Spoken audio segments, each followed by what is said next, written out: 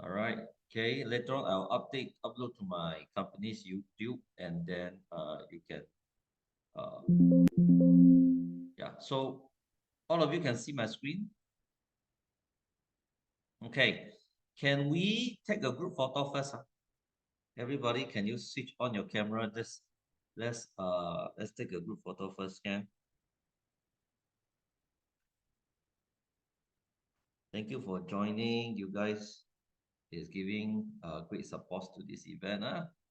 Okay, don't have a camera.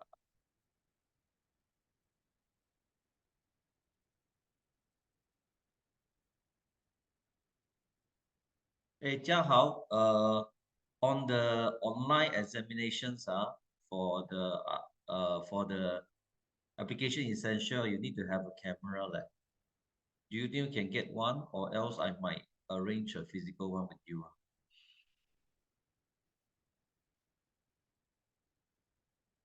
Okay, anyway, let's take a group photo first. Where's my?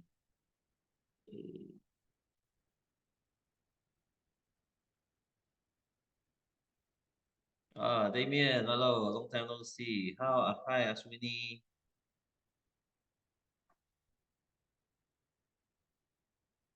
Caleb,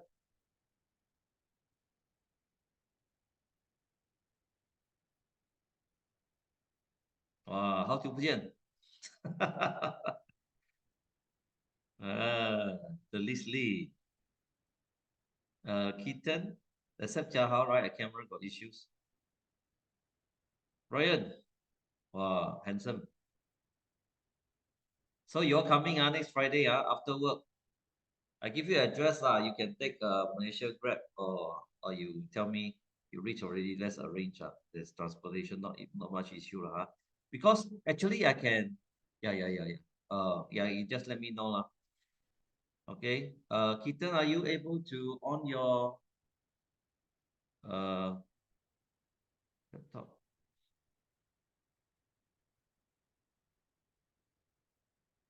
Damien say I cannot what? You cannot come on Friday. Oh no lah, I wanted to say that I cannot because I outside. You cannot on camera, is it? I wanted to say that but then I on already so Okay. Okay, come, let's take a quick group photo.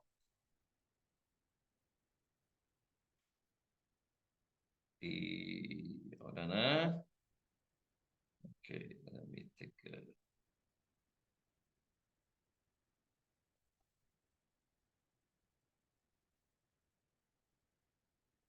hold on. Okay. Okay, everybody smile one more time, smile one more time. Okay. Let me see everybody.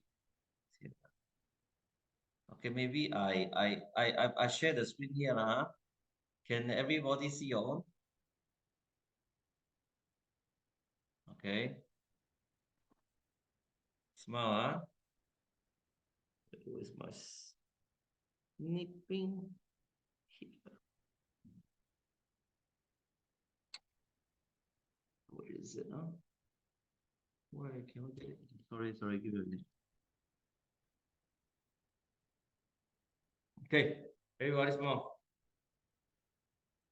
1, 2, 1, 2, 3. Okay. Okay, good. Okay, yes, I'll paste inside the contestants.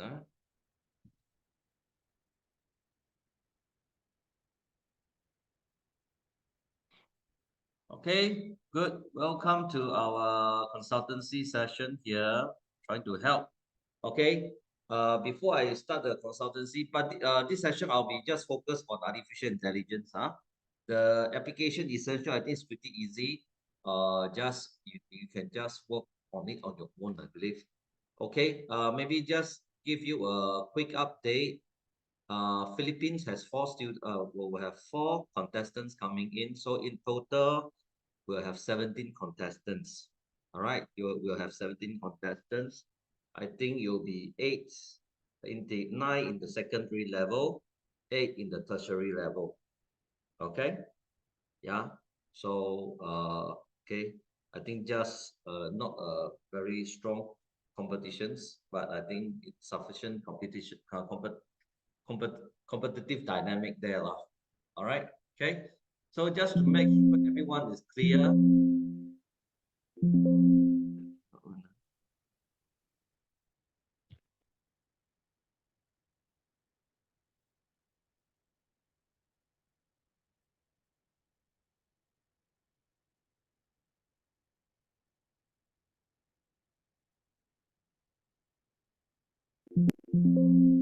Okay, give me a minute. My slide something wrong. Let me open it back up.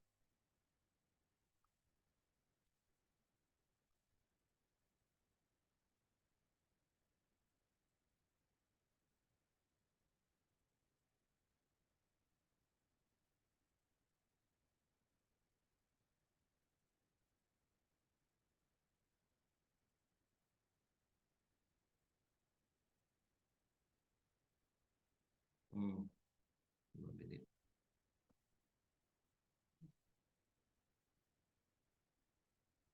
Okay.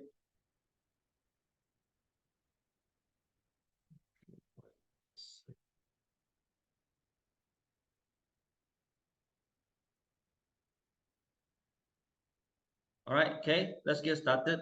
All right. A quick introduction about myself. Although we have 2 Singapore contestants, which is from the Body Polytechnic. Was taught under my. I taught them before. What did I teach you? Is .NET, right? All right. Okay. So a quick understanding about me. I'm the founder of D.E.W Technology. Okay. Currently, my company in Malaysia. So I initiated these competitions. This is the 2nd year we are running. All right. This time is a bigger event. Okay. I myself is a Microsoft certified trainer, AI focus in AI engineer, AI side lah, huh? So I also get my Master of Computing from National University of Singapore. All right. I was RP full-time lecturer for about 10 years. Okay. And then currently I'm an associate lecturer in Polytechnic and also in Singapore Institute of Management. Okay. Damien and Brian, are you guys going there or not? If you go there, maybe we have a chance to meet again. Him to teach you again. All right. Okay. I'm teaching there as well. Okay. That's me. Yeah. So you want to understand, you want to email to me, you can use this email address and then follow this link in as well. Anyway, I will share the slides later on. Okay. Yeah. Okay. Just to make sure everyone is clear. Okay, there are 2 exams, because there are 2 competitions. All right. The next week one on the 25th of May is the JDLD 2024. Okay. The exam module we are using for the competition is artificial intelligence, which is what we are going through today. Okay. For the digital challenge 2024, all right, is application essentials, right? Okay. Yeah, so this one is basically just PowerPoint, Excel, and Word. I believe, you're given the access already. You have been through it. Okay, so later on I can have a Q&A session regarding any issues with that. No, you don't have to turn your camera now, but when during the online invigilations, we have to turn on. Have to be there on Friday. Don't have to. Because Brian and Damien, I asked them to come over on Friday lah. Asked them to stay in my house because they are from Singapore. It'll be easier because the event starting from 9 lah. Okay, it'll be easier for them. Okay, yeah. For us local, it's just go there. Okay, directly register at 9. Okay, so later on I'll brief on the day's timing as well. Okay, so on the exam day is ICDL artificial intelligence is on 25th of May. Okay, we schedule 11 a.m. So bring your IC for verifications. Okay. Yeah. So for the ICDO application essential is next week, right? I asked you to vote inside the WhatsApp group already. So I got all your availability already. I think most likely I will arrange on next Wednesday, 8 p.m. And also because Gerard 8 p.m. cannot make it, but I think he can make it at 4 or 5. So most likely on next Wednesday, there will be 2 invigilation sessions. One is 4 or 5 p.m. Okay, and then the other one will be 8 p.m. Okay, that means definitely there will be one session on next Wednesday 8 p.m. and I'll arrange another session that is suitable for Gerard.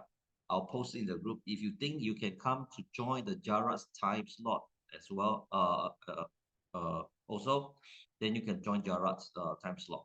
Okay, or else everybody will do the 8 p.m. one. Okay, so for who you need to turn on your camera for the online. Okay, so Jiahao, if you have issue turning on your camera, I think you need to liaise with me. Okay, if you stay nearby, maybe we can do a physical invigilations. You can come to my house. Okay, my house is near Skudai. Because if you go 100 lamps, right? My kids also in 100 lamps, so I think we are nearby. We can arrange a physical one. There's no issues. So the other one can go online. All right. Okay.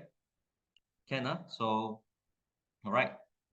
Okay. The important thing is we want to conduct the application essentials before 25th, so that we can know. We can also announce on the day who can get into the second round for the ICDO digital challenge. Okay. Basically, if you are under let's say if you are in the school, the top 2, every top 2 in the school will definitely go in now. All right. Okay. So like 100 lamps, how you're the only one there. So actually, as long as you pass, you must pass the exam. As long as you pass, you will be going to the second round already. Oh, yeah. Davian and Brian, because for Singapore side, you will not be under me. You'll be under ICDL. So that one we need further discussions. Okay. Yeah. I think I will talk to you more on that. Okay. And the others, okay, for Stella, you have five contestants. So your competitions to going into the second round will be higher. Okay, because only 2 out of 5 can go into the second round. All right. Okay, so that is how it works. Any question on this part so far? Yeah, you can just switch on your mic and ask. Okay. Let me talk about the days on that day's event. I did share out this video, right? Okay. Yeah, there might be still a little bit slight changes, but will not be much effect. So you see the green color. This is the day's event from 9 to 5. Okay, we have full pack event. Okay. So for contestants, we put contestant, your route is a green color one. So for example, you come in the morning, 9 o'clock registrations, then there will be morning sessions. Welcome by MC. There will be a VIP. We are still confirming there are 2 possible person. All right. These are those people who will be Aswin, you do not need to bring your own devices. Do not need to, because the laptop is provided. Later on, I'll show you the locations picture. All right. Okay, so these are some addresses for opening ceremonies. Then there will be a keynote by Dr. Daniel Gambero. I think he's quite famous. He has applied AI in the in the real estate industry. So should be a very interesting keynote. Then there will be a talk by Mr. David Kang from Stella International School. All right, I think the 5 Stella students should know. So bring your friend to support them. All right. So after this, straight away, you guys will go to the JDLD already. Do not need Gerard. Okay, do not need. Yeah. So JDLD competitions, all right, is here. Okay. Actually, it's about 30 minutes already only. Actually here, I think can end earlier. After that, you can have lunch. So during the lunchtime, remember in the, I did tell all the contestants saying that there will be a brainwave assessment, right? Okay. So maybe during the lunchtime, you can go to my booth. All right. The brainwave assessment will be my booth there. You go there and get a free assessment. All right. Okay. And after the lunch, there will be a special workshop by Koto Association, which is the same trainer you see in the Mr. Daniel Wong that actually do the video training of Python and AI 101 and AI 102. So that same trainer will be providing a special trainer. I'm still waiting for the topic. Okay. It will be, I think it will be something quite interesting. Okay. Might not be able to be fully hands-on due to the limitations of the lab. Okay, but it will be some interesting topics. So this one we are open for the public as well. Okay. I think maybe let me show you the let me quickly show you the lab.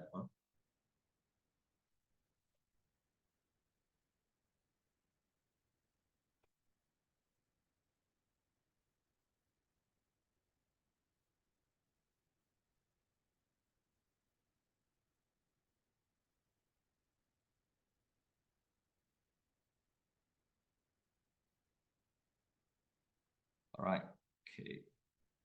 So this would be the okay the competition venue, right? So you can see the stations are there already. Okay.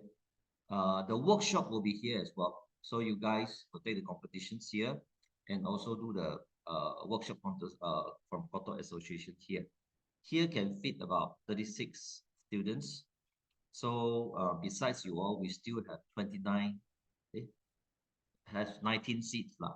We can still have 19 seats open for anyone that interested. So okay, you can get your friend who are interested to join the lab. Okay, it's free. Yeah. So I'll give a link for registrations. You can ask your friend to join in, ask them to support for the come for the event. Okay, and then ask them to join this competition, join this lab. Yeah, but we have limited seats. I think we have most open for another 19 because 17 will be taken by you already. Okay, there will be other 19 seats. The most, right? Parents need to come or not? It's not need lah because well because parents not need to come, but we hope I encourage they can come, right? I encourage they can come. They might not come for the whole day. They might not come for the whole day. But come for especially they should come for the final session whereby they see you go on stage, right? Okay. Okay, all right. After the Koto associations, then there will be another workshop continuing. That is called The Amazing World of Artificial AI and Generative AI by Mr. David Leong. Mr. David Leong is from Republic Polytechnic. Okay, he's not representing Republic Polytechnic this time, but at his own capacity is helping me. So he'll be delivering a 1.5 hour very interesting AI workshop and generative AI workshop. This one, okay, I think your parents, you can ask them to start joining here, okay, because it is actually interesting for those who has no background at all as well. It's not something that must have technical background. Okay, yeah. So after that, then we'll move on to, we have a short break, then there will be a forum. Okay. As you know, the whole event, the purpose of the whole event is to create awareness of the importance of digital upskilling. So we'll have a forum to discuss this topic. Okay, then afterward you'll move on to award ceremony and then closing, etc. All right. Okay. So these are the green color are for you lah, contestants, right? Okay. Yeah. And in the middle here, lunch, super live. These are some partner event. Okay. Yeah. So this one is meant for the other people, other non-contestant. They already participated. They after this workshop, they want to go for lunch. Their lunch will be going to the talent fair and food fair here to buy lah. Okay. Yeah.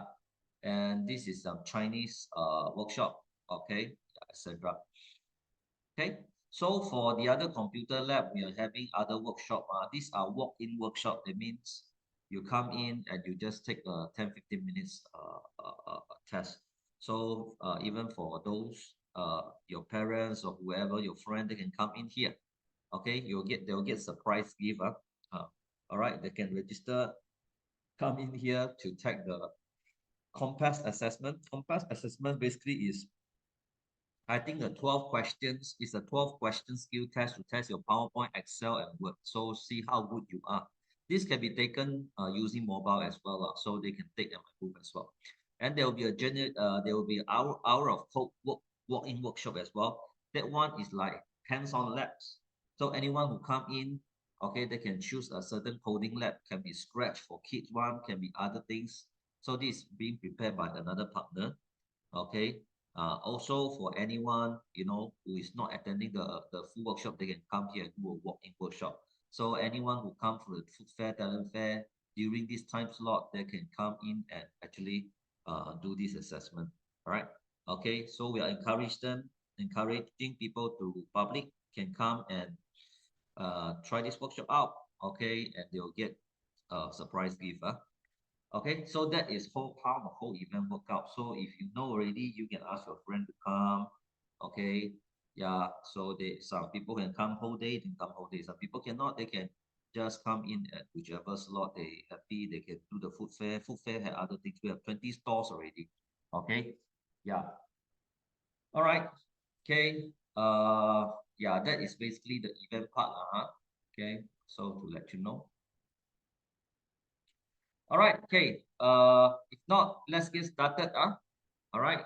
Okay, what I'll do is I'll go through I'll summarize. There are 4 units, right? I will summarize those units' main points. Okay. After that, I will open for, I think any question you can just straight away ask me. You don't have to wait until the end. Okay. And then after that is I want to okay, check with you guys, do you have any issue doing the diagnostic test, especially not for this one, but for the application essentials? Okay, because the application essentials requires the installation of Office. Okay, so if you have not tried it, I will need you to try it even later on, straight away try it. Yeah, all right, okay.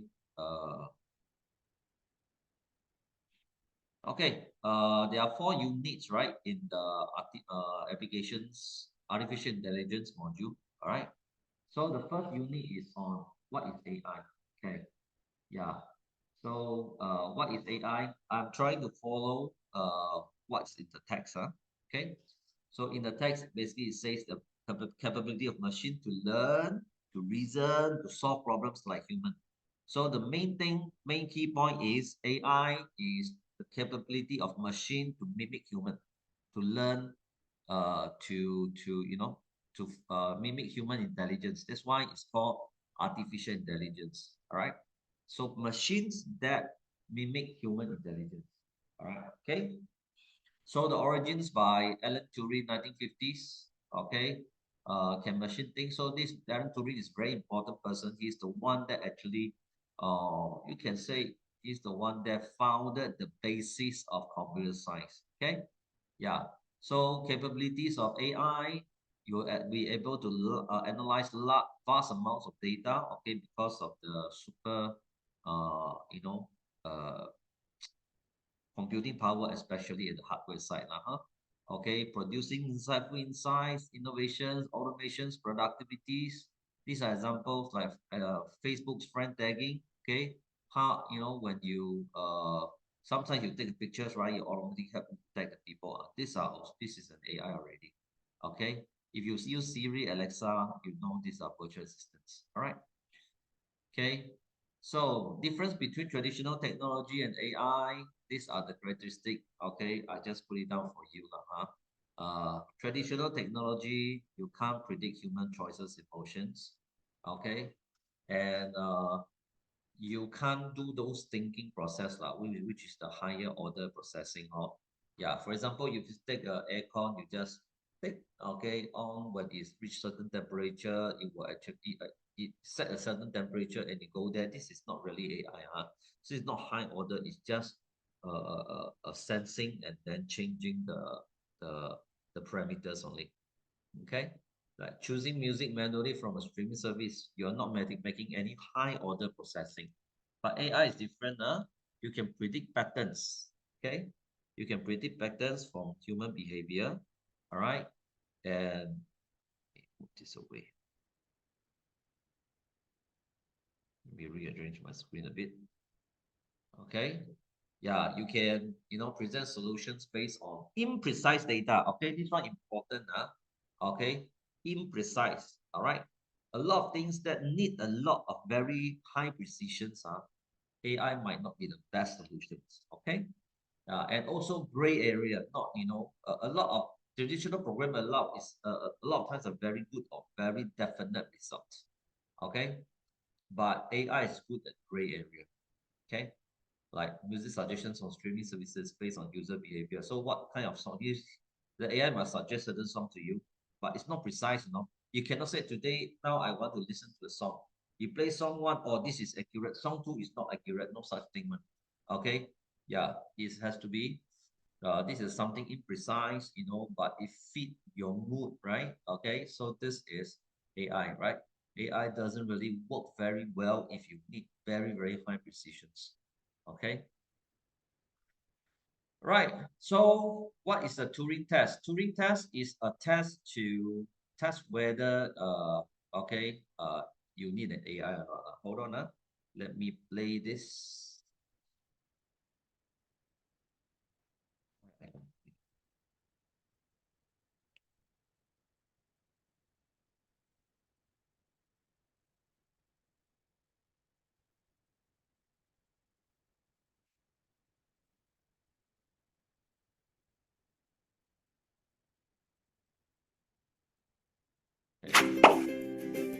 Let's go let it generate our presentation for us.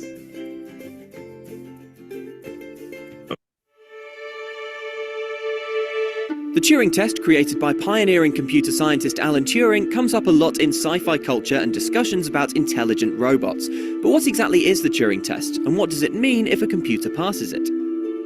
Alan Turing first described what we call the Turing test in a 1950 paper. Turing wanted to answer the question, can machines think? To get to the bottom of this, he devised a hypothetical test. Imagine a game with 3 players. One player, the interrogator, is isolated from the other 2 players, one of whom is human and one of whom is a computer. The interrogator's job is to try and figure out which is the human and which is the computer by asking questions of both. To make things harder, the computer is trying to make the interrogator guess wrongly. In other words, it's trying to be as indistinguishable from a human as possible.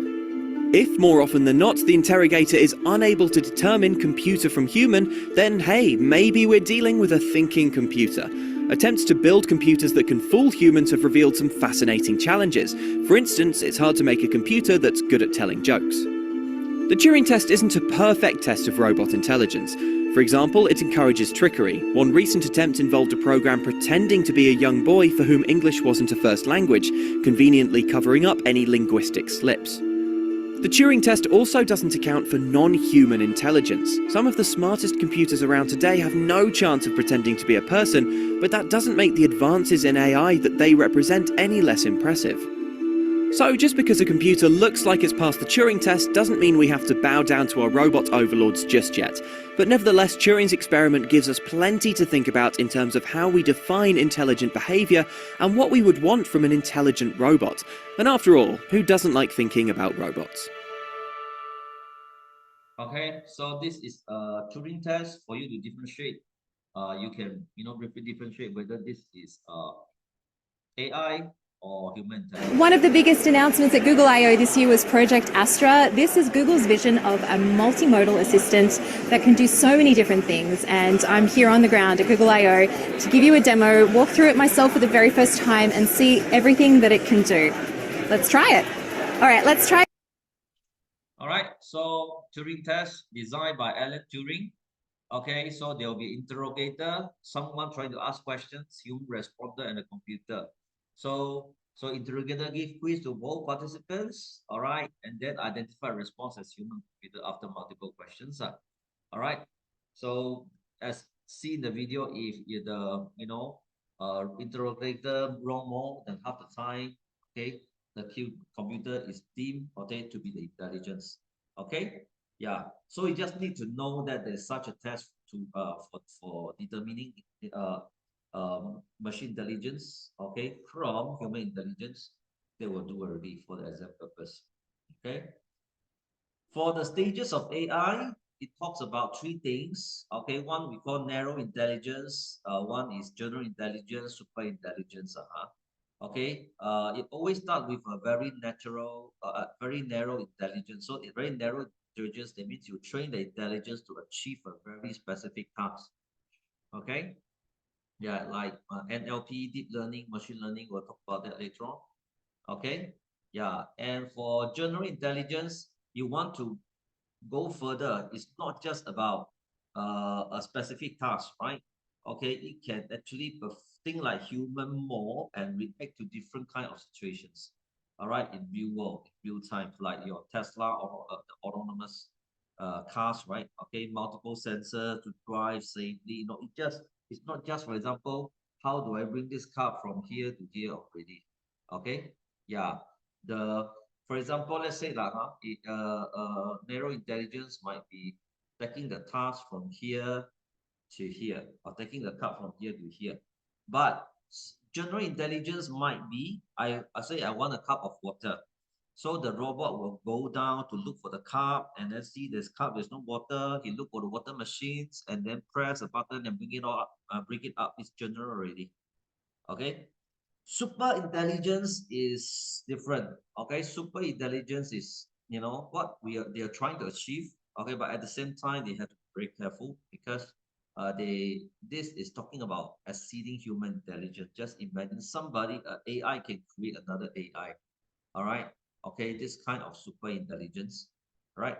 Okay, it have self-awareness. It thinks itself as another intelligence. Okay, so there are great benefits for that, but also possible threat to humanity. We're not there yet, but it's actually the direction we're to.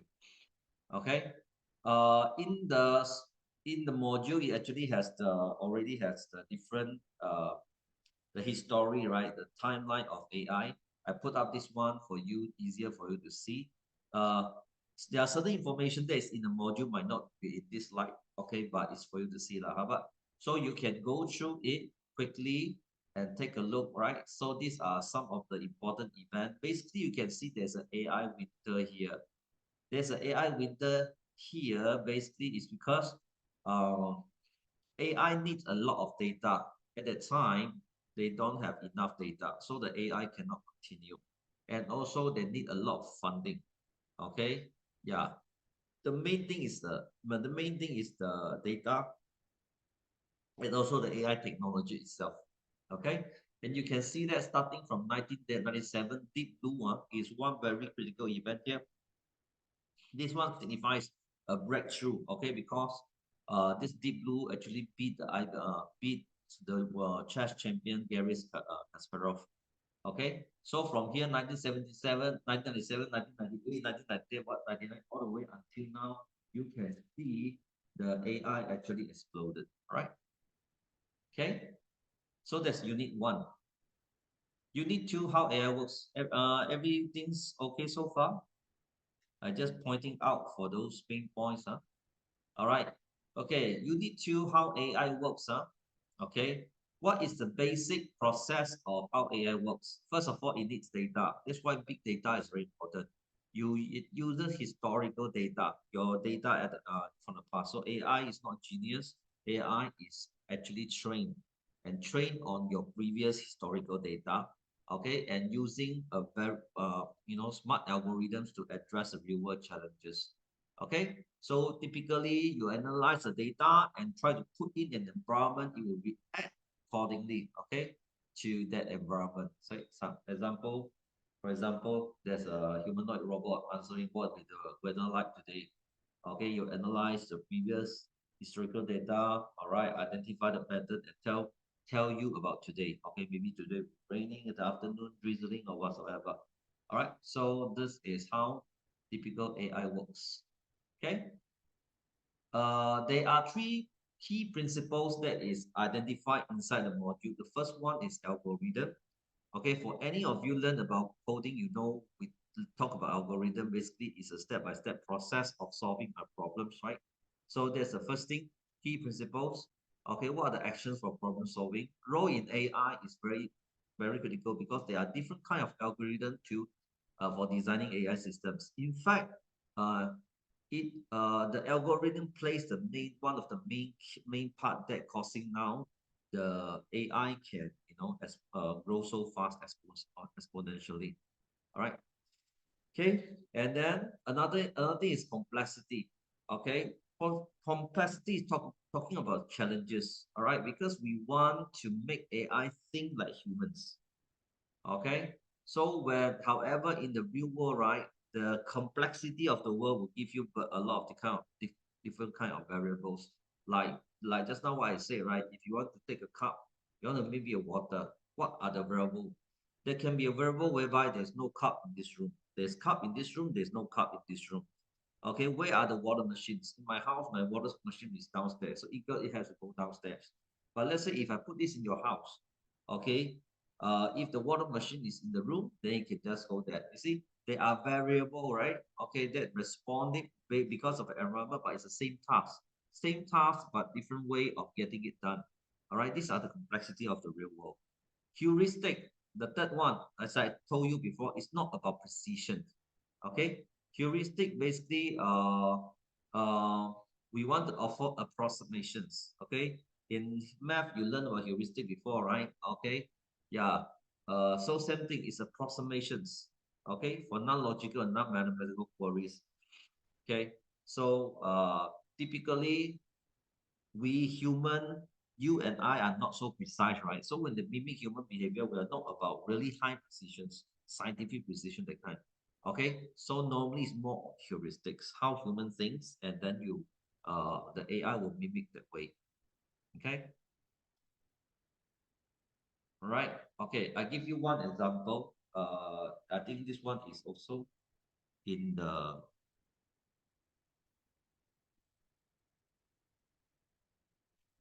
why my link all connect.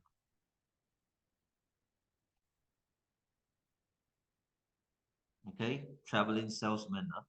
If you were to study computer science in school, traveling salesman is a very famous algorithm. Okay, traveling salesman is a typical algorithm to find the best route from one point to one point. So on the map from point A to point B, traveling salesman is a traditional algorithm that helps to find the best route, but it takes time. Okay, so in AI, they use another approach. They call it heuristic nearest neighbor method. Okay, just let you see how it works. Okay, team. We need to send this deck to the board by morning. Ria, where are we with the brand equity? In this video, I will talk about how to solve the traveling salesman problem using a heuristic called the nearest neighbor method. The traveling salesman problem is an NP-hard optimization problem. When the number of the nodes is large, it is very difficult to find the exact optimal solution or solutions. To deal with this situation, we can use heuristics to quickly find a good or satisfactory solution.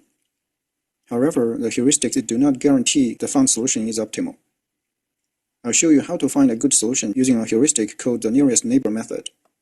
The basic idea is this. Begin at any city and visit the nearest city. Then go to the unvisited city closest to the city most recently visited. Continue in this fashion until a tour is obtained. After applying this procedure, repeat it by beginning at a different city to increase the chance of finding a better solution. Finally, take the best tour found so far. Some statistics show that the nearest neighbor method produces tours that are on average 15% longer than the optimal tour. So I want you to get the point. You see that we are not looking for the best route, but we are looking at a good route. All right. Okay. Let's check an example with 5 cities: A, B, C, D, and E. We want to find the best sequence so that the total distance traveled will be minimized. Here is the distance or cost matrix. We will begin at city A and visit the nearest city. From this distance matrix, we find the nearest city is city E. The distance is 58. Then let's check this row for city E. The nearest city to city E is city A, but it is already visited, so we cannot go back to city A right now. The second nearest city is city B, so let's go to city B, and the distance is 79. Now let's check this row for city B. The nearest city to city B is city E, but it is already visited. The second nearest is city A, but it is also visited. The third nearest city is city D, so let's go to city D, and the distance is 201. Let's check this row for city D. The nearest city is city C. It is not visited yet, so we go to city C, and the distance is 113. Last, all the cities have been visited. We directly go from city C back to city A, and the distance is 217. Now we found a tour, A, E, B, D, C, A, and the total distance is 668. After applying this procedure, we need to repeat it by beginning at a different city, B, C, D, and E. These are the tours found respectively. So we will take the best tour found so far, either this one or this one. It turns out they are actually the optimal solutions for this example. We are lucky for this example, but still I should mention that there is no guarantee for other examples. Okay, that is how to solve the traveling salesman problem using the heuristic nearest neighbor method. Thanks for watching. Okay, Ashwini, I don't think they will ask how the salesman nearest neighbor method works. The purpose of me showing this to you is I want to see the point is when we use AI, we are not looking for precisions. They are something that is approximate or heuristic. Okay, so you understand that you might have a question is in this situation for AI it will be good in which situation, then you can see that if it needs high precision, normally it's not suitable to use AI. But this one actually can employ heuristic approximations, then it's good candidate for AI. Can? Yeah, for this one is a simple introduction to AI. This one just to let you know, or else I'm afraid you might not really understand that this salesman, what does it mean by nearest neighbor method? Okay, so the AI you need to talk about basic components of AI. So they are machine learning, neural network, deep learning. All right, so machine learning basically, okay, so just see here, machine learning are programs that improve itself by experience. Okay, if you take a program, you let it play again continuously 10,000 times, 100 times, 200 times, 300 times, it becomes better and better and better. So this kind of program, they can improve by experience. It's called machine learning. Understand? Okay. What is neural network? Neural network, you can say, is an algorithm or a model that mimic human brain structure. Okay, that is actually called neural network. So neural network is the one that bring the breakthrough, okay, in AI. Without neural network, a lot of things cannot be done. Like what you see today, like ChatGPT and all this cannot. All right, neural network is the one that bring the breakthrough, okay, for AI. And deep learning, basically, deep learning is about neural network. Deep learning is is basically deep learning is machine learning but using neural network. Understand? If you have a machine learning program that make use of neural network, is basically deep learning. Okay, so machine learning deep learning is part of machine learning. So machine learning can have other algorithms that does not use neural network. Okay, but if part of the subset that make use of neural network is called deep learning. Understand this? Any questions? Okay. Yeah. So, okay, these are the definitions. Learns from training example, identify patterns. Okay, use it for automations, data analysis, visualization, predictability. Okay, I think I'll give this slide to you. You can use this as a key point to prepare yourself. All right. Okay, so there are examples given inside there. Machine learning for business. Okay, he used ML, which is machine learning, to track candidates and schedule interviews. All right, so you don't have to do that. So you have a machine learning to do that for you. Okay, techniques within machine learning. All right. Okay. Basically there are two things. Okay. If first of all is error-driven learning. Okay. Basically how a machine learning program improve itself. Okay, is talking about error. All right. For example, let's say you train this let's say you train this program to throw the basketball into the basket. All right, so you throw, maybe you miss by 2 meters. All right, okay, so the error is 2 meters. Then through this experience, the machine adjusts itself and then do a throw again. Then it close to 1.5 meters. All right, then if you adjust itself, it throw again, and now it actually close to 1 meters. So the 1 meter is the error, understand? So this is what it means. Okay, so when we do machine learning training, okay, we want to minimize the error. Okay, you cannot get zero error. All right, cannot get zero errors. Okay, normally it's like, for example, let's say we have only 5% error or less than 3% error. Okay, or some of the tasks maybe is impossible to get less than 5%, less 10% error. That is good enough. Okay, you understand? So when we talk about machine learning, what do you mean by learn enough already? You look at the error. Okay, when the error is small enough, your machine is better. Okay, then there is something called back propagations. Okay, like what just now I talked about adjustment, right? Okay, when we talk about adjustments of how the machine throw, is basically adjusting the okay, is basically adjusting the parameters based on the errors. Yeah. Okay, so this is called back propagations. Later on, when I explain about neural network, you'll know what I mean by back propagations. All right, back propagation is actually a word used together with neural networks. Okay, yeah. If you're not using neural networks, okay, basically you're just adjusting parameters. But how do you adjust that? Might not be really back propagations. But okay, in this text, just remember these two. Okay, it improves experience by minimizing the error. Okay, it adjusts itself by back propagations. Okay, yeah. So I need you all to understand the meaning of these two terms. Okay, give me a minute. Running out of battery.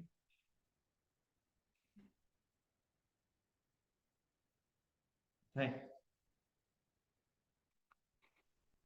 Okay, deep learning, as I said, is using the large error network, right? Okay, is it using neural networks? Okay, yeah.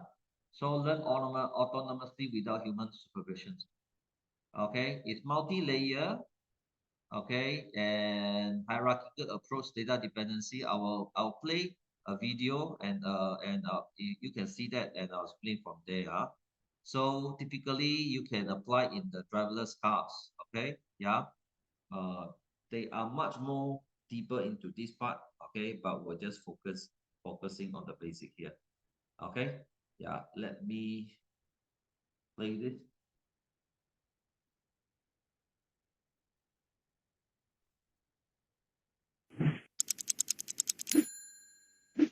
Imagine a neural network as a kind of black box, which takes one or multiple inputs, like the sensors of a self-driving car, processing them into one or multiple outputs, like the controls for that car.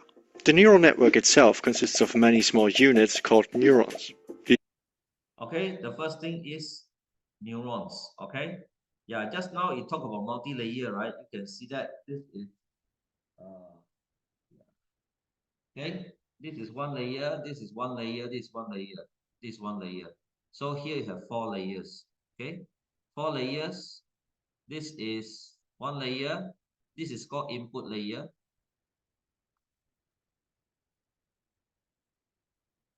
Okay, this is called output layer.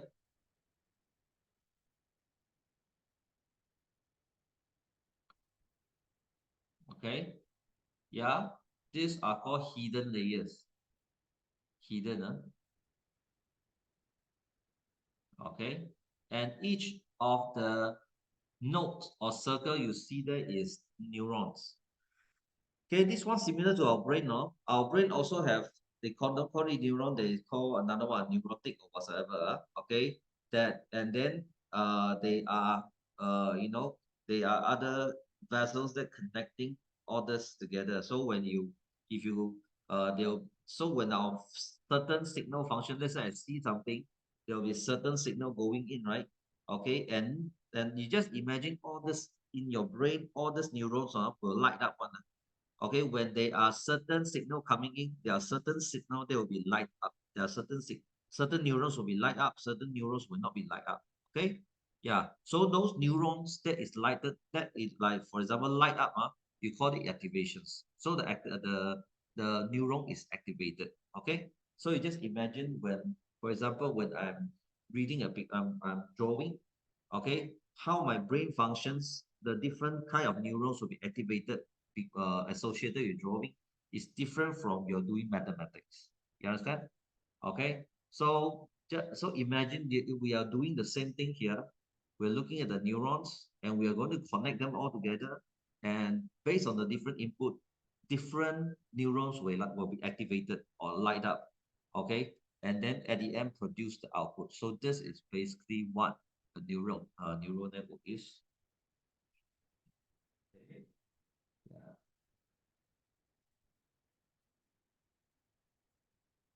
These neurons are grouped into several layers. Neurons of one layer interact with the neurons of the next layer through weighted connections, which really are just connections with a real valued number. Okay, you can see that they are connected, and every connections inside a neural network has a number. All right, the number is to perform some calculations, okay, on the neuron itself. Attached to them. A neuron takes the value of a connected neuron and multiplies it with their connection's weight. The sum of all connected neurons and the neuron's bias value is then put into a... Okay, so you can see that every neuron has a value, and it passes the value through, it multiply the value through the connections and go into another neuron. That another neuron has another thing called bias, and that bias can be used to do another calculations with the input and calculate the value of the neuron itself. So-called activation function, which... See that activation functions? Every neuron has a functions. Okay, depends on the design. It can be different kind of activation functions. All right. Remember, I talk about the neuron activated or not activated. These activation functions will decide that. Okay. simply mathematically transforms the value before it finally can be passed on to the next neuron. This way the inputs are propagated through the whole network. That's pretty much all the... Okay, can you see that? Yeah. This is called propagation. Do you hear the word called propagation? So when the values here, when the value comes in from here to here, okay, yeah, these are called forward propagations. Okay, after you come in here, here will calculate the error. All right, and based on the error, it will create a back propagations, and this one will adjust all the values here, all the weights at the different connections. Understand? So they will be starting. They have values of weights. So you do a forward propagations and then compare to with the real result. Based on the error, it will propagate back and adjust all the weights in the connections. So therefore, it becomes like this: forward, backwards, right? Forward, the error is 2 meters. Then you do a backward, you adjust all the weights, and then you do another forward. The error is 1.5 meters. You do a backward propagation, you adjust the weights. Then you do another forward. Now it's 1 meter. You do another adjustment until maybe it's only 0.2 meter. Then you consider now all the weights are considered the parameters you can use for this neural network. And then this neural network can be used by users, used by public to do what they want to do. Okay. All right. So the whole thing, the whole training is like this. Okay, you take the input, forward propagate, get the error, backward propagate, forward, backward, until you have a very, very low error margin. Then your network is considered basically considered a model that can be used. Okay. Of course, there are more things, but in the nutshell, okay, I'm giving you a big picture of this neural network.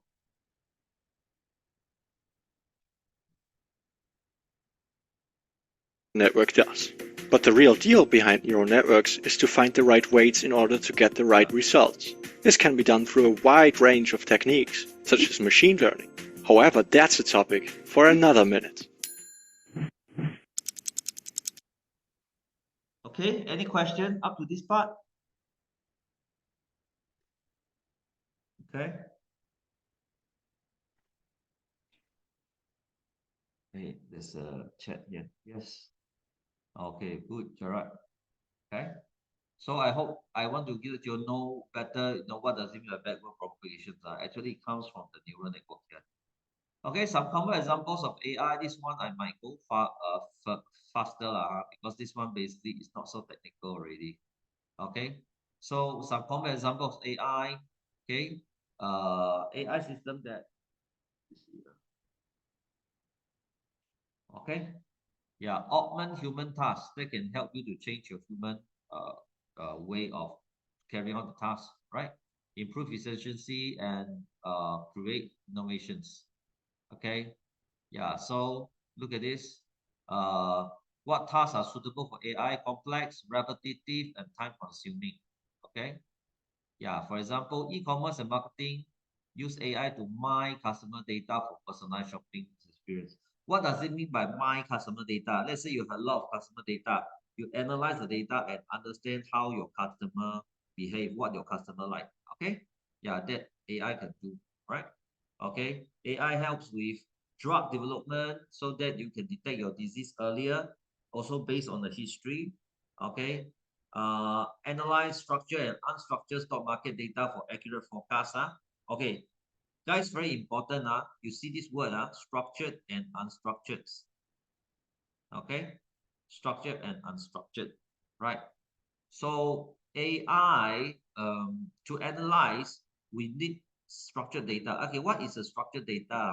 Structured data is like 1, 2, 3. Okay, unstructured data are, for example, picture. Okay, email, someone writes something. Structured data is like I give you a table. This product, how much, like for example, your students, right? This subject, this score, this subject, this score, English, this score, mathematics, this score. These are structured data. Very, very clear one. Okay, what is unstructured data? Let's say in your result, your teacher write your behavior. The list is some is very good in this, good in behavior in here, and all these things. These are called unstructured data. All right. Okay. AI is especially good, suitable when you want to analyze unstructured data. Okay. Yeah. Okay. Also astronomical data for galaxy and star. This is in the astronomy, Okay. So applications: data mining, image recognition, natural language processing, decision making. Yeah, so let's look at some of the needs of AI in organization society. You talk about complex tasks. Just give you an example. Okay, flying in aircraft. These are very complex, right? Okay, yeah. So you can use fuzzy logic. What is fuzzy logic? Fuzzy logic means that it's been probability. For example, I have 0 to 1. There's a 0.5 here. Okay, 0, 1, okay, I can 0.1, 0.2, 0.3. These are probability. How possible this can happen? But normally, right, in computer, it's just 0 and 1. So this is definite one. They're very simple logic: 0, 1, 0, 1, 0, 1. Fuzzy logic means there are numbers in between. Okay, and also then natural language processing. We'll talk a little bit more about that later on. Okay, other things are repetitive tasks. Okay, so chatbot can help you take over human to keep answering the same question to the of customers, right? So your chatbot can help you to automate that. Yeah, so very time-consuming task like quality control in manufacturing. The manufacturing in the productions in factory, okay, we have quality control at production line, checking the products. All these you can use computer visions to check capture all these things at once. All right, instead of very long for human to type in everything for you. Unstructured data tasks. This time just now I talked about that. All right, if you have unstructured data tasks, okay, yeah, so you can use it like customer support ticketing system. Okay, so somebody, for example, a customer write in a complaint email. Your AI can look at the email and know that hey, this particular email is about which product and should direct to which team to answer the complaint. Okay. Also like sentiment analysis to see whether an email coming in, is it a complaint or maybe it's not a complaint, it's a compliment or it's just a simple query. Okay. Yeah, so this all can be done this kind of unstructured data tasks. Okay. Yeah, so this map you go back and take a look, right? Mapping, these are human behavior. These are machine capabilities. So for vision, human vision, we have computer visions. For human hearing, we have speech recognition and audio recognitions. For understanding, we have natural language processing. See, so language natural processing is about understanding the language, okay, of written language, can be audio language or whatsoever. Written language like English, Chinese, and all this. Okay, then you can train a model to understand what is a sentence means. This is called natural language processing. For speaking, you can convert text to speech, speech to text. Okay, and voice imitation. Nowadays in China, very common, right? They are very afraid of the scam and all that. Feeling, emotion detections. Okay, so you can detect the face, see whether they are sad or happy, and this. Smelling, okay. This is, but I heard of this one. This one normally are less.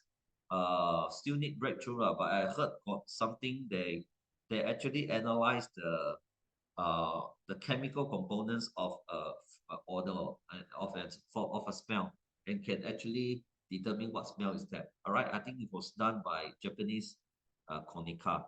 Okay, so they have something like that. Of course, then touching, you have robot. So you can see that if you want to do a chatbot, okay, you want to do a chatbot, right? Okay, you will need all this. Okay, yeah, especially this one.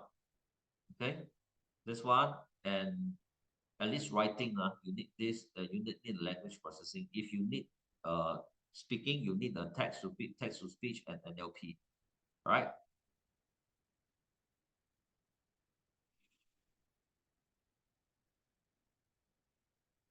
Okay. Yeah. So these are some of the other examples. Basically they're separate into various different segments. Okay, I just quickly go through that. What is data mining? As I said, analyze big data. Okay, yeah, like e-commerce and marketing. You can write personalized email, recommend product based on the customer data, like Amazon, Alibaba. Okay, has been doing that. Data security. Okay, you can detect malware. All right, nowadays a lot of those virus, all these like cyber security, use a lot of AI. Okay, so you actually use AI to predict is there any malware? What is malware? Malware means malicious software. All right, so the software that is going to harm your computer. Right, healthcare. Yeah, this one for early disease detection, we talked about that already. Okay, and also crime detection. So you analyze the data, right? Like shot spotter. Okay, identify based on the vision, can identify where the gunshot is and alert the law enforcement. Right. So these are all inside your module. Okay. Yeah, automated image organizations, image recognition. You can recognize, even the picture, recognize your face, recognize how many humans inside, recognize is a bicycle inside, all these things. Okay, these are called image recognitions. Right. Okay, so you can identify similar patterns, suggest keyword for organizations. Okay, like Eden Photos help you to organize image by generate thumbnail. Okay, and then you give them the image, you help you to automatically recognize this is fruit, this is what, this is what, this is what. Okay. Yeah, so also can have face recognitions on social networks, like Facebook using that to filter inappropriate content, etc. Right? And also photo tagging. Okay, this one is very common. It uses AI. Okay, route monitoring. So this is important. Okay, looking at the real time. For example, you want to identify whether it's green light, is red light, yellow light. All this you will need image recognitions. Okay, also visual inspection. So for example, you take computer vision, you look into a product and see whether all the screws are there or not. Okay, all the components are there or not. Right, these are image recognitions. Natural language processing, we talked about that just now. Okay, so one thing is Google Translate, you have been using it, right? It's using deep learning, right? Okay, yeah. So using artificial neural network to help, improve the accuracy.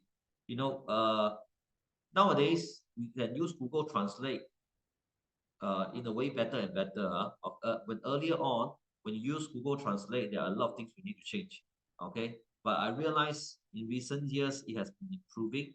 Okay, one of the possibility is because of this Google Neural Machine Translation. So it improved the accuracy. Personal assistant like Siri and Alexa, okay, or even your Google assistant. All right, this one, right? You talk to the assistant, it will tell you a joke. No, for example, I'm bored. Can you tell me a joke? You tell you a joke, funny or not funny, that depends on how good it is. All right, so it can actually interact with humans.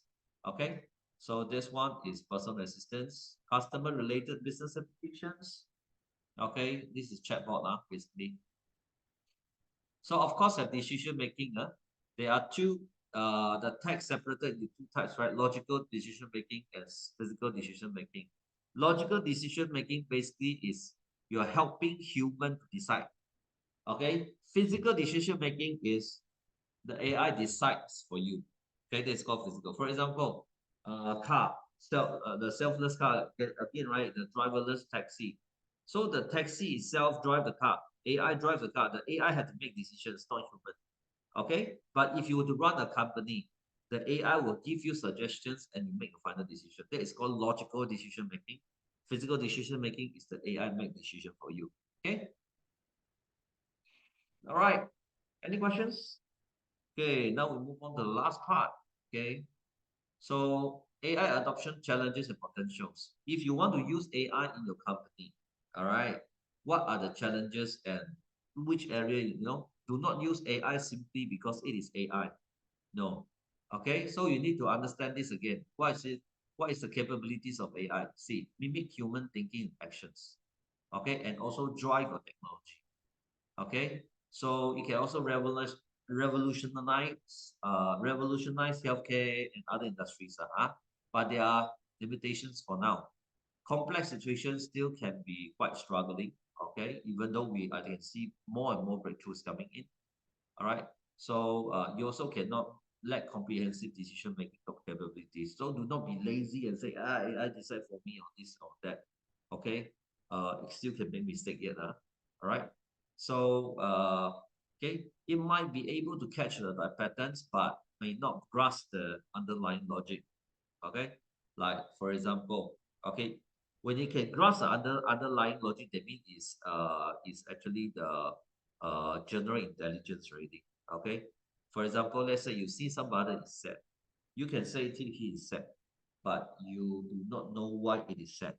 Okay, yeah, so that is the AI limitations. Okay, you can say this is sad, but why is that so? Okay, might not be able to reach that yet.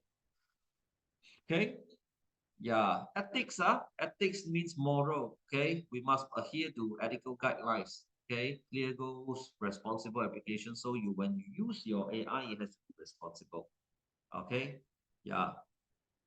So competent developers crucial for shaping ethical and functional parameters. So you have to have good, strong development capabilities to do that. Okay, implementation challenges. Okay, you need to decide whether it's need or not, because to do an AI nowadays can be very fast, but there can be sometimes if you want something that is not there in the market, it can take very long time. Okay, yeah. Yeah, and then you have to careful assessment your goals lah, and you have the particular technology capabilities or not. Okay, yeah. So a quick limits of AI, right? I think if you try the diagnostic, right, you actually got question on this. All right. So decision making ability, right? AI may struggle in unforeseen situations. For example, you train the AI in this situation. You put in the real world, if fail goes into a situation that is not there before, it might make the wrong decisions. Okay. Yeah, like autopilot failure in self-driving car might lead to accidents. Okay. I think this happened already before, right? Okay. Decision making, autopilot failure. So this follows that, right? Fatal accidents occur due to your failure. Okay, human monitoring remains essential for AI purposes. So you still need a human backup. Human bias, AI system can reflect the bias of their developers. All right. So maybe this developer who develop the virtual assistants, he provide the data that is one-sided one. Maybe he provide a data more favorable to female more than male, and then your assistant actually provide better decision for female. Okay, it can be something like that. Okay. Yeah. So when you want to, okay, ethical guidelines informing the operation of AI. So when you want to create AI, it has to be, the ethical has to be clear. This side ethical guideline, right? Why? First, clear purpose. The purpose of AI clearly ensure alignment of social and societal benefits. So if you really want to roll out an AI project in your company, all right, there have to be a clear purpose. Experiments, small scale is okay, but you have to have a clear purpose. Why? Because your AI will collect data. All right. So people who give you the data, their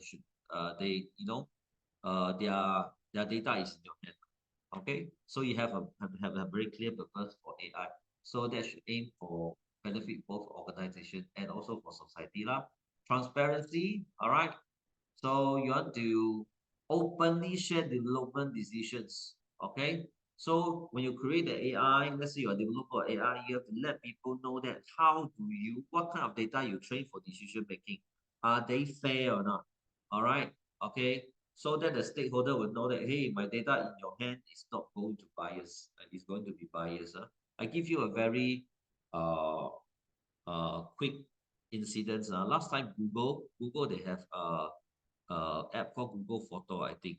So somehow they train their data.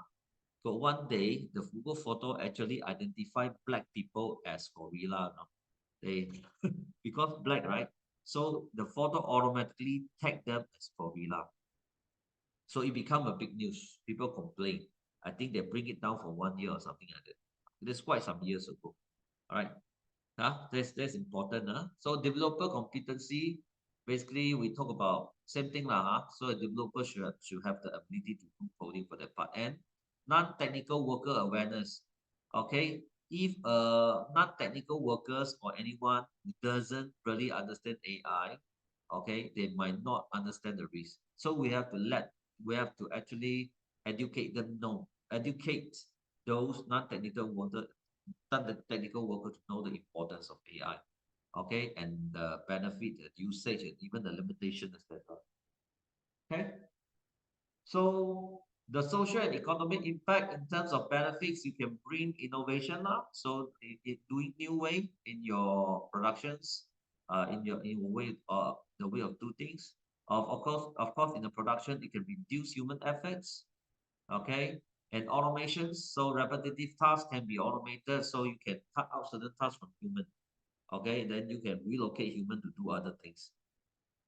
Okay, some drawbacks. Okay, so I think there are questions on this part in diagnostic as well. So lots of control. So your AI decision making actually is repeating just now what we talked about. All right, has unintended consequences. Okay, labor market disruptions. This might lead to job displacements. Is already happening, right? Okay, therefore our event is one to educate on this as well. We need to pick up new skill. Eventually, this AI will actually replace a lot of jobs. Okay, so we need to become somebody who know how to use AI All right. So I believe the job landscape will change, okay, very fast in the near future.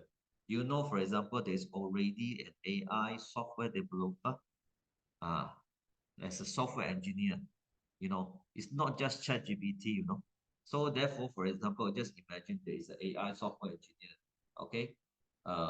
And I can come to him and say, I want to do this website, okay, that create a website for saloon.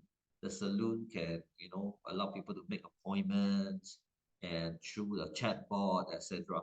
Then he can go and start to develop, you know. He can open up the development tools and can try it out and then change the coding, etc.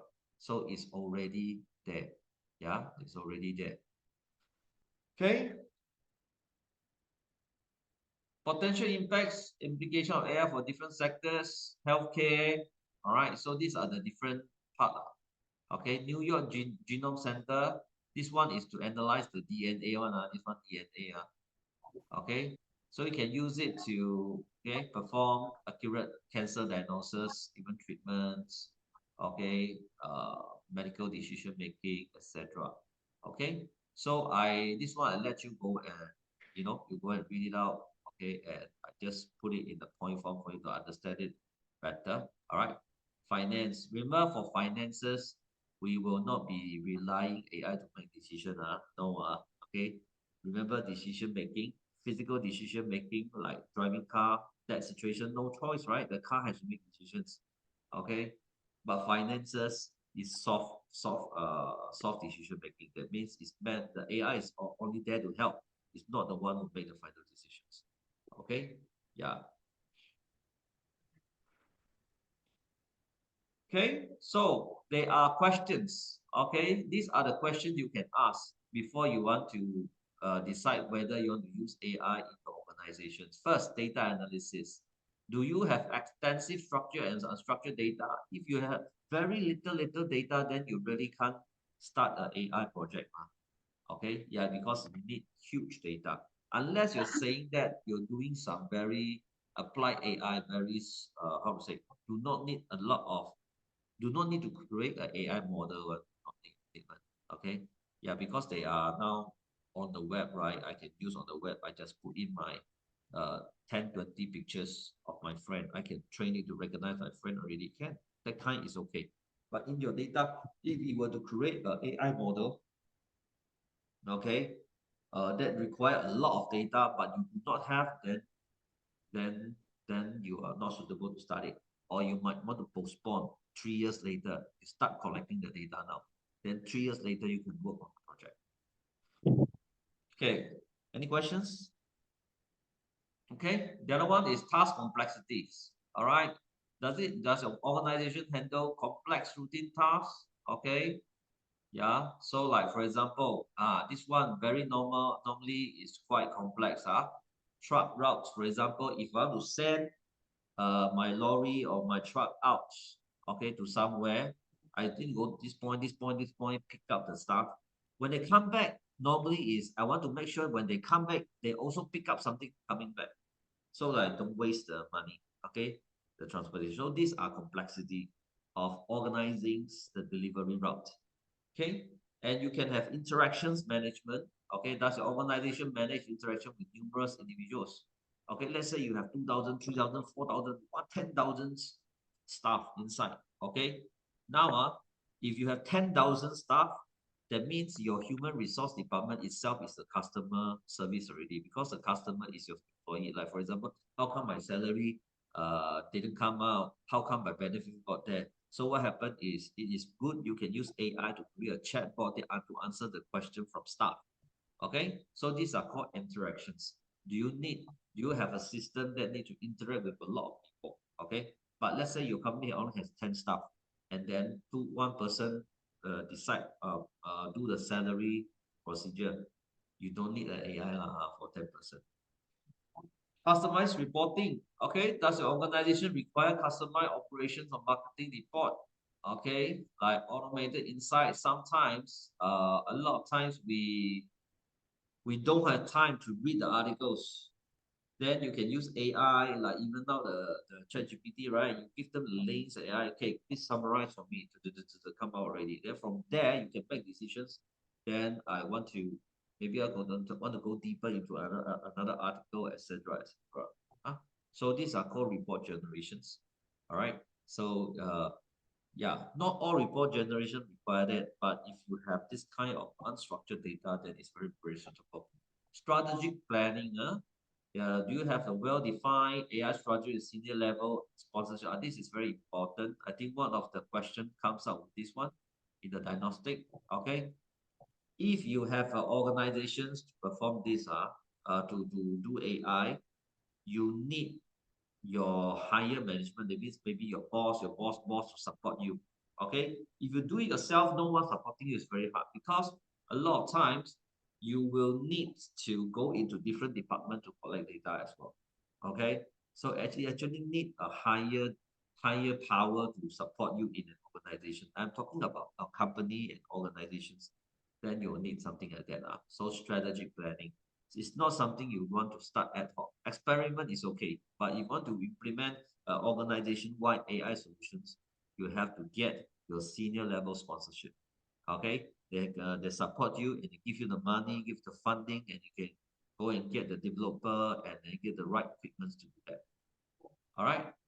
So okay, all this you need to consider. Organization needs, data capability, is it complex? You have a strategic planning to help you to really drive the project. Okay. Okay, so basically I cover all the main points of the 4 units. Any questions?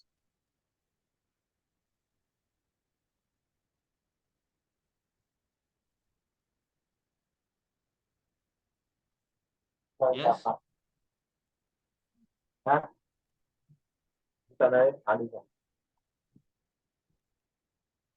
Okay. Yeah.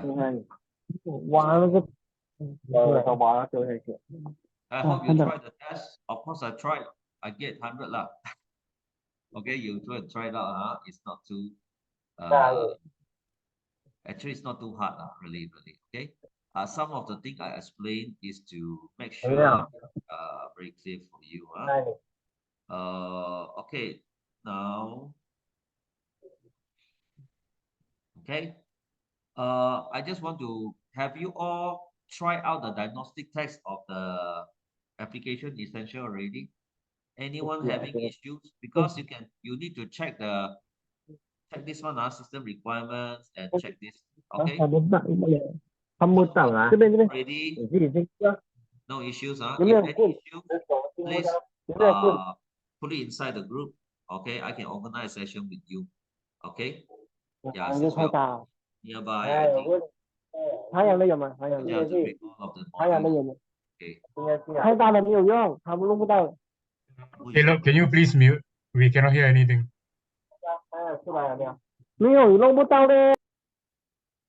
Okay. All right. Okay. Yeah. Aswini. So for the Saturday one, I just prep you for that. Basically is 70%. You try already 70%. You need another 5% to pass, Jared. Okay. Yes. Passing is 75%. Okay. Passing is 75%. Okay. I think, the day who are Jonathan, I'll try 80%. Remember, passing for both application essential and AI is 75%. Okay. For ICDL, all the exam, you can have a second try one. So second try. Okay. But the first try is the one that we will use for the result. See, okay. Let's say let's say on the 25th May, next Saturday, you sit in the competitions. Touch wood lah. Let's say I didn't pass, you get 70. Okay. Yeah. That means later on you can contact me again, and then you can have a second try. So after you do a second try, you can still get a cert. Okay, you can still get a cert. Yeah. Yeah. However, you won't win. Let's say your second pass, you get 100 bucks. You still cannot win because it's already past the event. Okay, so that means you have second try. Okay, yeah, you can have second try. Yeah. Okay, yeah. So ICDO is a good certifications, globally recognized. Maybe after these events, if you interested, you can know more. In fact, I want to start something called Future Transformation Club, to help to become a community in JB, if possible, maybe even go Singapore to actually, to help the community to learn more. Okay, I will put you all in directly inside the club. Okay, yeah, I already talked to the cinema. A cinema can give you a discount when you present the card. Eventually, I'll give it to you all. I'll give you more information. All right. Okay, I'll create different tiers. Some tiers are need to pay for services, so that will be a business model.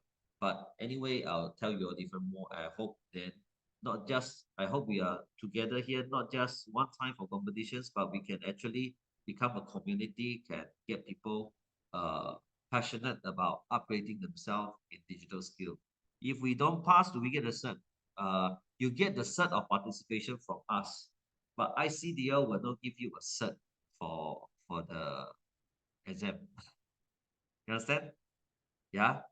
So it's a cert of participation. Okay, for the competitions, okay, we'll definitely give to everyone. Okay, those who didn't get prize, you'll get a set of participations. Basically, now we'll have I've prepared 6 prizes. There will be a champion, first runner up, third runner up. Okay, and then there will be a gold award trophy, silver award trophy, and also a bronze award trophies. After these 6, then we'll be giving out certificates of participations. Yeah. So I think in secondary school, I think secondary school will have total 9 participants, 9 contestants. In tertiary, I think should be 8. All right. So the first 6 will get trophies. Okay. The other 2 to 3 will get sets.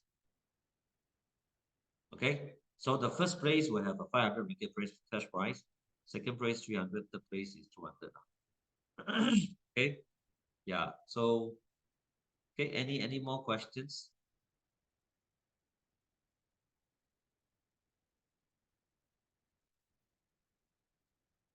Okay, so do try out the diagnostic. Remember those key points, those key points. Okay, your AI is not meant for precision data. All right, it's more for approximations. Okay, yeah, and the main thing that drives the AI now is big data and also neural networks. Okay, these 2. Okay, important. Yeah, yeah. So yeah, these are the main concepts that we have. So you talk about the others. I'll share the slides. You can just go in there and look at those main points again. Okay, yeah. Any more questions? All right, good. So I will arrange the application essential test slots. I will put 2 slots. I'll give you all to vote again. Okay, 1 slot will be definitely on the 8th, on the 8th, next Wednesday, 18th of May, 8 p.m. The other slots will be either in the same day or maybe on Tuesday. Okay, where Wednesday 4 p.m. can I'll try to arrange that because I'm not so sure whether I need to go Sunway or not, Gerard. Yeah. Okay, if I don't need to go Sunway, then I will try to arrange that. Okay. Your Tuesday is okay, right, Gerard?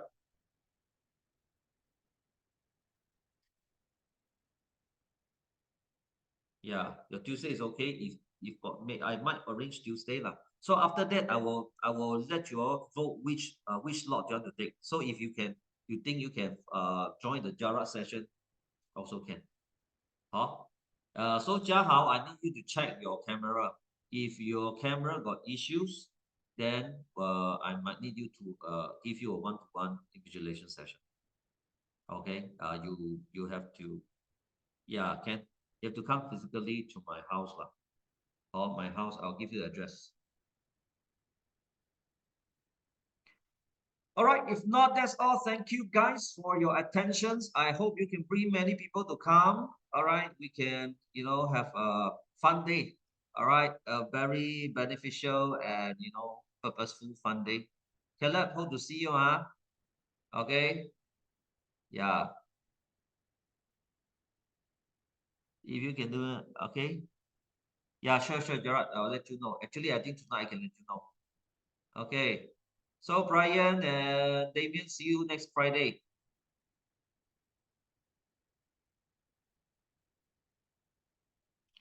Wednesday is the Ashwini is the Wednesday is the test for application essential.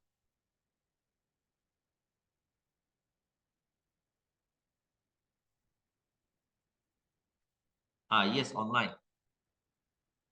You want to do physical? Then you have to bring your laptop to my house.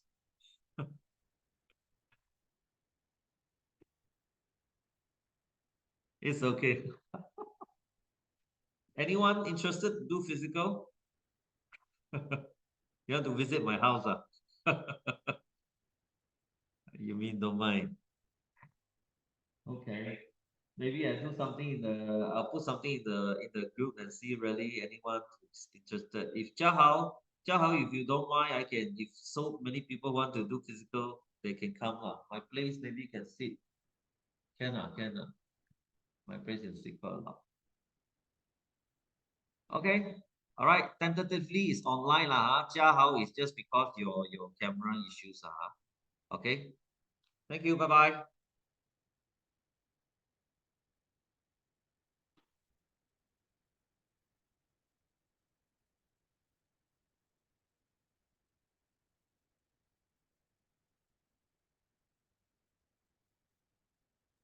Mr. Desmond. Hey, Brian. Yeah, can we have the link for the diagnostic test? I don't think we have it here. The diagnostic test is inside. Where can I find it? Okay. Okay, actually in the email I will show the video. Okay, let me show you. Let's say can you see my Yeah, I can screen? see your screen. Yeah. Okay, same thing, right? You move down all the way here. All right, you see where is it? Where's my artificial? This one. You see this, right? I see the inside. You click this, you see this? Oh, okay. Yeah, you just click here, then you can start. Okay, can. Okay, on the actual day, you need to click this one. Okay, can. Yeah, it's already there. Okay, can. Thank you so much. Okay, bye-bye. Can. Thank you. Bye-bye.